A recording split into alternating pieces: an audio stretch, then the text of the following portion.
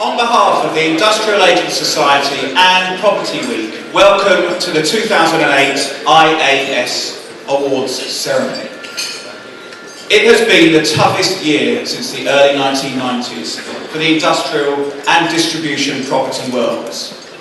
But that's not to say there haven't been innovative deals, clever advice and bold calls. Today's awards celebrate the cleverest people in the market, those that will emerge from the current turbulent times with their reputations enhanced. I would at this time like to say thank you on behalf of Property Week for your continued support. We value that now more than ever before. I think these awards are very valuable. We started them 21 years ago in the upstairs bar of a pub in the West End. Property Week have helped us take that to 500 people here today at the Hilton, commending excellence in our industry. Yes, they're very, very important. It's essential that we keep talking in a market like this. We're a people business. You're providing an opportunity for us to sit down and talk with our clients, competitors, all the people we need to do deals. The $6 million question, what happens in the market going forward? Fundamentally, we're a people business. We do need to keep thinking about talking, keeping senior members of the business together and be creative, work together as agents, occupiers and funds. But what happens tomorrow, who knows? I mean, there are very, very clever people trying to work things out in government at the moment, I know. I have no idea. I think stormy waters ahead, but the demand-supply characteristics, as I've said to everybody, are quite good. There's not an oversupply of built empty space, there's not an oversupply of development land. So as soon as things pick up, we should be back to normal rather speedily.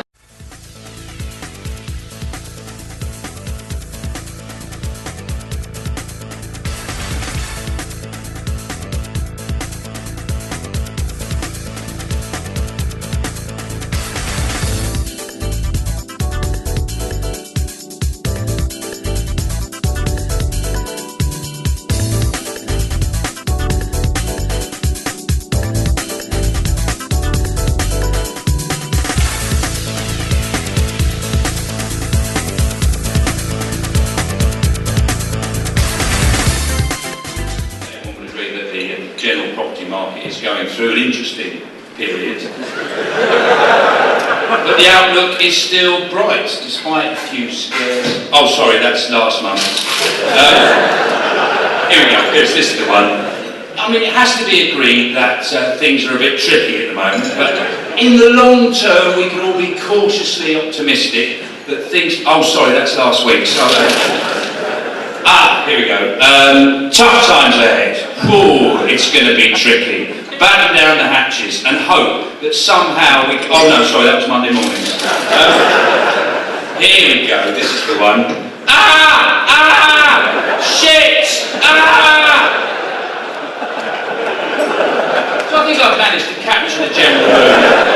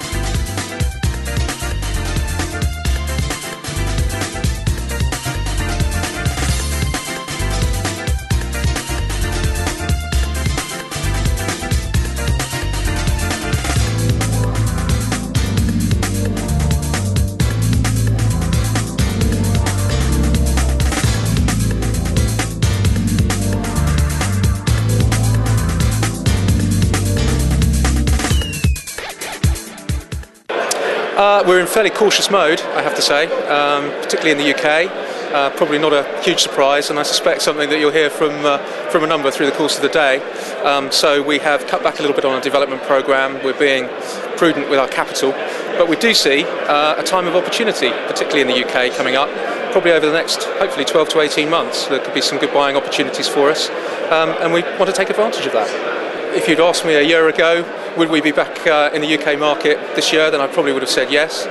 Clearly, with the activities of the last month or so, I think that timescale is being pushed back. But yeah, we're certainly watching it very, very closely.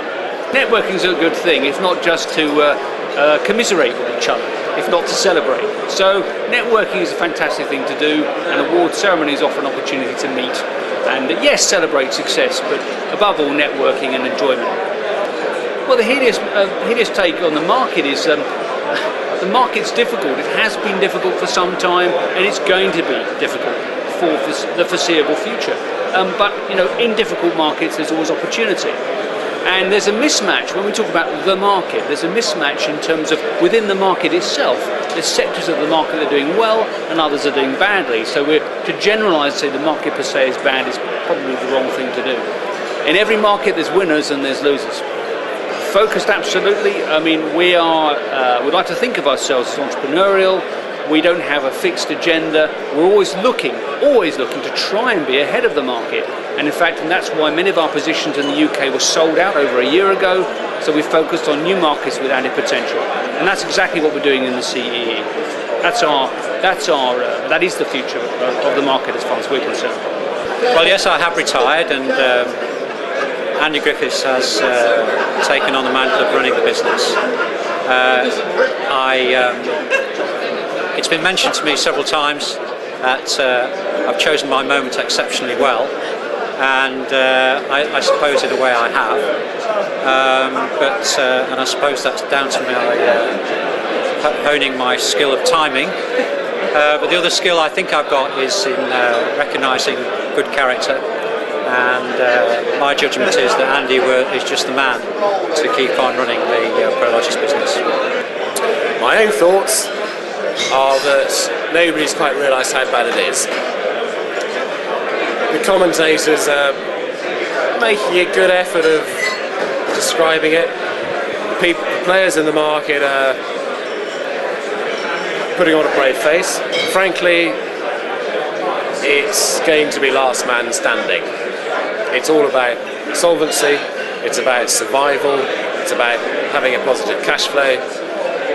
There are some terrific deals out there, but who's got the balls and the money to do them? That's the big question.